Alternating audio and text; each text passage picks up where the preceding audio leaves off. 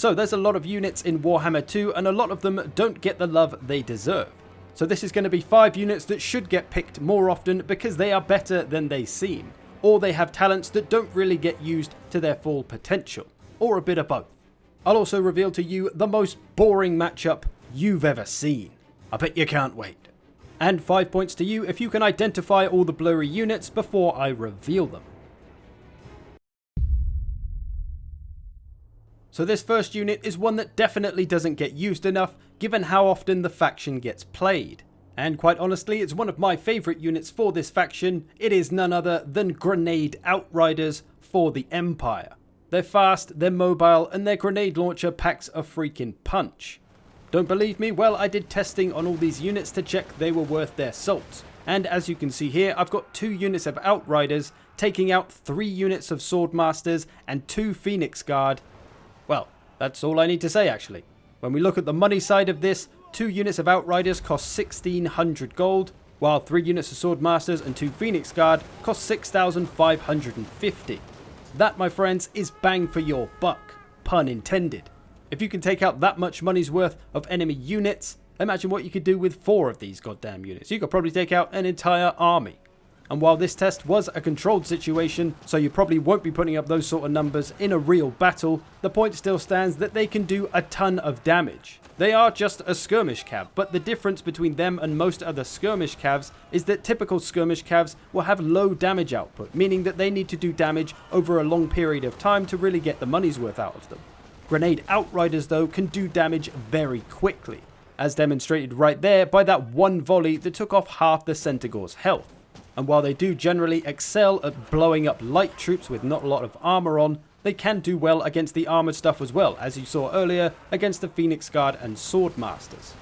They're also pretty easy to keep alive because they can skirmish away, they can fire whilst moving, they have Vanguard deployment, and all for the low price of 800. They're not too expensive, and as I showed earlier, you can get good value for money. It's very easy to rack up 100, 200, maybe even 300 kills with them by the end of a battle. So give Grenade Outriders more of a look because they are the balls.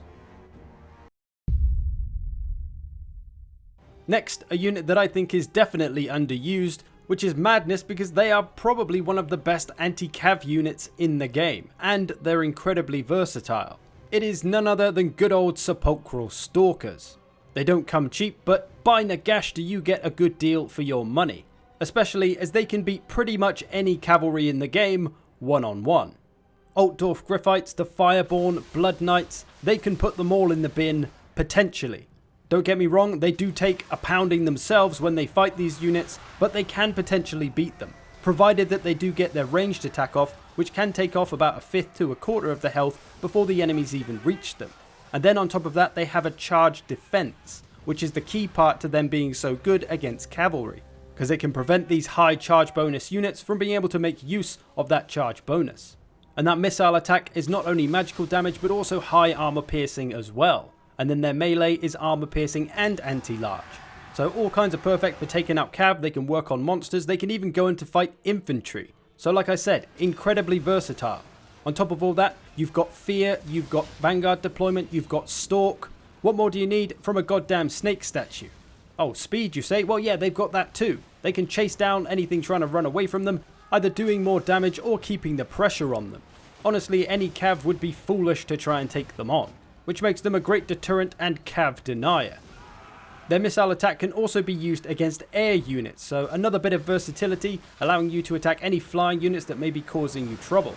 The only thing they could maybe use a bit more of is melee attack, but that can be solved by putting a buff on them at the right moment, perhaps before they fight a tough unit. Now the regular version costs 1200 gold and the Regiment of Renown even more, but either way they should be able to take out these cavalry units which cost a fair bit more than they do, which is obviously good value for money, not to mention all the other roles that they could play, like I mentioned, anti-air, anti-infantry, whatever. And it's also worth mentioning that they seem to be a better anti-cav unit than their more expensive counterpart, the Necropolis Knight Halberds. So be sure not to overlook the Sepulchral Stalkers next time you're looking for somebody to defend your flanks as the Tomb Kings. They can take out all the cavs and are wonderfully adaptable. Next up in the lightweight division, some rowdy little bastards that'll stab you up. They do tend to see action when their faction is chosen, but their ability is massively underutilized. It is the nasty SKULKERS. A nice cheap armor piercing choice for the greenskins. They have Vanguard deployment, they have Stalk, they have their smoke bomb, and their goddamn dirty gobbos. Now, much like the old SEPULCHRAL Stalkers, they can be a great anti-cav unit, although not quite in the same way. They can't really take a charge very well, but their smoke bomb is massively powerful. If you pop that bad boy, you're reducing the enemy speed by 76%. And given that these gobbos are very quick, they'll be able to keep up and keep stabbing them in the arse as they try to run away, thus they can keep doing damage, whilst not having to worry about taking any damage because the enemy's running away. They are able to beat Empire Knights in a one-on-one fight, even after getting their little gobbo faces smashed in by a cavalry charge. So that's a 500 cost unit in the nasty SKULKERS, beating an 850 cost unit in the Empire Knights. So that is some good value for money. They might even be able to beat more expensive cav. I didn't test it, to be honest, but they've got a fair bit of health left after beating this 850 cost cav, so who knows.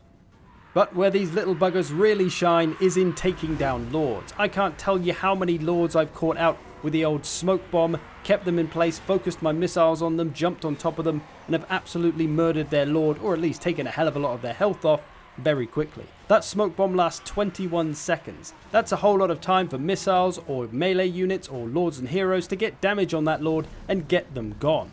And because they're so quick on their feet and they have the stalk ability, so they'll be invisible until they're close, they can be super sneaky and catch that lord before he gets away, very often resulting in their untimely death. And the smoke bomb can work great for stopping things from getting away from you once you've arrived at them, or you can potentially use it to slow down an incoming unit's charge, although that is a little bit tougher to do. And of course, even though nasty SKULKERS are great at taking on cav and trapping lords, they can also go after heavy infantry as well, as they're so cheap and got the good armor piercing, so another nice versatile unit that can get up to many different tricks and traps. Of course, overall they're not the strongest unit in the world, they don't have much armor or leadership, but they will keep coming back, so they can definitely have their uses, and that smoke bomb, trapping units in place, keeping them in bad matchups, can be incredibly powerful, especially on those sucker lords. So, if you enjoy the green boys, give nasty SKULKERS more of a look and make good use of your smoke bomb. And similarly, I should say with all these units, you now know what to watch out for when facing these units as well. So if you see me coming with some greenskins, you can expect I'm going to be trying to trap your lord with my dirty smoke bombs. A unit now that definitely doesn't get much love, mostly because it's overshadowed by the rest of its army roster, at least online. Maybe in campaign people use them, but it is your wooden friends, the Treekin. They are a fantastic holding unit. They are very difficult to break, without armor piercing or fire anyway, and if you combo them up with a healer, well, they just won't fucking die. Unfortunately, the Wood Elves tend to get played with lots of missile units, lots of spears, and a couple of Wild Riders. Treekin don't really ever get much of a look in, which is a damn shame because there aren't many monstrous infantry units that are designed for holding, and these are some of the best that do it. Any unit that doesn't have armor piercing damage is going to take a long old time to fight its way through the barky exterior of the Treekin. They will hold a long old time. Armor piercing though can take them down fairly comfortably. They will need some support if they have to face armor piercing units. And they're not fantastic damage dealers, so they don't really get rid of their enemies quickly, but they will just hold them there for a long time. They have a physical resistance, a missile resistance, they're immune to psychology, they cause fear, they have magical attacks. Again, they're a unit that has a lot going for them for a price that won't break the bank. Having a line of Treekin will basically act as a wall, so you can combo that up with a bunch of skirmishing missile units and could potentially pull off some nice strategies, but not something I've tried, so I can't say whether that's a good idea or not. I guess there's a reason they're not used in multiplayer, but I think a big part of that is, like I mentioned, they're a bit overshadowed by the rest of the roster. The Wood Elves meta is to just bring lots of skirmish missiles, some spears, and some Wild Riders. So Treekin don't really have a place in that kind of lineup, and thus they don't really see too much action. Although one place that strategy could kind of potentially work is any map with a nice choke point, like this one. You can get your Treekin in a line, although, you know, bit of a noob line of death there, but not too worrying for the Treekin, unless maybe a burning head comes along. And then you can plonk your missile units behind them, blast away at anything approaching and anything trying to fight them to help them out.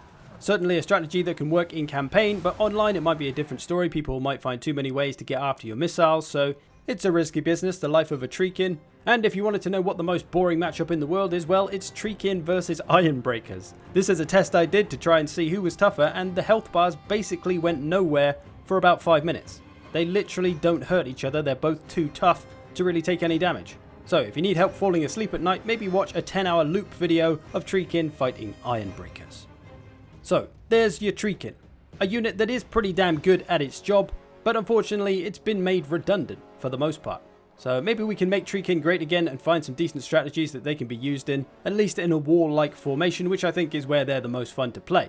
Comboing them up with healing and for hammer and anvil tactics with Wild Riders can be pretty devastating, so they definitely have their fun uses if you can find a place for them.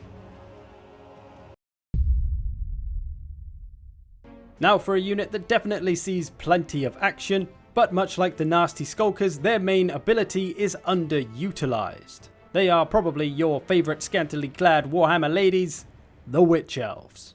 Now, while they can't take a ton of punishment, they can dish it out better than your dad's dominatrix.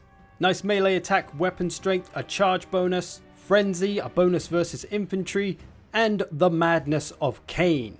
And that is the ability that can go to waste. It causes a unit to go into rampage for 15 seconds, making them uncontrollable by the enemy. Now, what is important to know about rampage is that it doesn't activate on any old contact. As you can see, Kolek here is just fine fighting these Witch Elves, but when his health drops below 80%, that's when he's vulnerable to rampage. And a unit can only be made to rampage once around this health marker, 80%, and then again at 40%. So only twice can a unit be forced to rampage. So as you can imagine, this can have the same use as the nasty Skulkers smoke bomb. One simple touch from a Witch Elf here, and Karl Franz is gone into rampage. As he was about to escape, he's now stuck fighting my units, getting hammered by 3 units of armor-piercing missiles, and he is, for all intensive purposes, proper fucked. So, much like that smoke bomb, it can keep enemies in a bad situation, which can allow you to potentially take them out, and is especially powerful against those large lords or large single units in general, if you can combo them up with the very powerful armor-piercing missiles of the Dark Elves. Now, it is going to be all about timing with this ability as well, because you only have 2 goes at making a unit rampage. You don't want to charge in too early and have it wasted and not be able to capitalize on that uncontrollable time. So waiting for a unit to run away can be a good time. Of course, there's a fine balance and it can be tricky and you might mess it up, but at least you can try to make the most of that rampage ability. Now, obviously, Witch Elves are supposed to be anti-infantry. They will not do well fighting Kolek for a long period of time. So it's good to just get them in to do that Rampage Madness of Cain ability, and then to try and get them out and get them on a more suitable target so they can survive better. So by all means, don't be trying to use them as an anti-large unit, but the trick of using Madness of Cain to just make things lose control for a short while, comboed up with a bunch of missile units, can be incredibly deadly.